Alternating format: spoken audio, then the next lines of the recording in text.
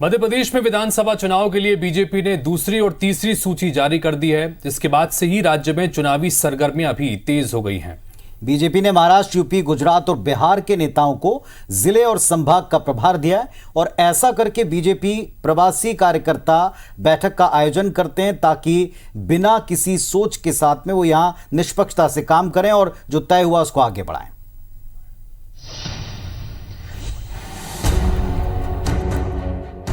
विधानसभा चुनाव में 39 सीटों की दूसरी सूची में चौंकाने वाले चेहरों पर दांव लगाने के बाद बीजेपी ने पूरी तरह कमर कस ली है।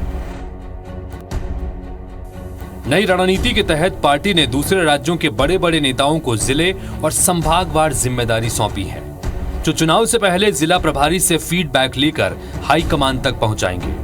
यूपी के डिप्टी सीएम ब्रजेश पाठक, राज्यसभा सांसद दिनेश शर्मा, स्वतंत्र देव सिंह, संतोष गंगवार और दिनेश खटीक समेत देश भर के 50 से ज्यादा प्रवासी नेताओं की भोपाल में बैठक हुई। बैठक के बाद बीजेपी नेताओं ने दावा किया कि एमपी में पिछले चुनाव के मुकाबले इस बार ज्यादा सीट आएगी। जब प्रधानमंत्री जी और गृह मंत्री जी बार बार आ चुके हैं, वो कुछ नहीं कर पा रहे हैं इनकी स्थिति को सुधार, तो जो बाहर के प्रवासी पक्षी आएंगे वो क्या कर लेंगे। एक तरफ बीजेपी दूसरे राज्यों के बड़े नेताओं को चुनावी मैदान में उतार रही है, दूसरी ओर कांग्रेस तंज कस रही है कि सभी प्रवासी पक्षी उड़ जाएंगे। जब मोदी शाह कुछ नहीं कर पा रहे तो ये क्या कर लेंगे। मध्य प्रदेश में इंफ्रास्ट्रक्चर जिस प्रकार से ठीक हुआ है, जिस प्रकार से सुशासन की व्यवस्था देखने को मिली है, मैं कह सकता हूं कि बीजेपी की सरकार पिछले से कहीं अधिक बहुमत से इस बार फिर से आएगी।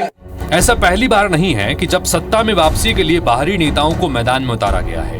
इससे पहले गुजरात, महाराष्ट्र, बिहार और यूपी के 230 विधायकों की तैनाती कांग्रेस के दिग्गज नेताओं के इलाके में की जा चुकी है। बड़े नेताओं को उनके किले में कैद करने की रणनीति के बाद अब बीजेपी दूसरे राज्यों के बड़े नेताओं को चुनावी टास्क दे रही है। बीजेपी का प्रवासी वाला दाव चुनाव आसान कराएगा, ये बड़ा सवाल है। दुष्यंत पराशर, IBC 24, भोपाल।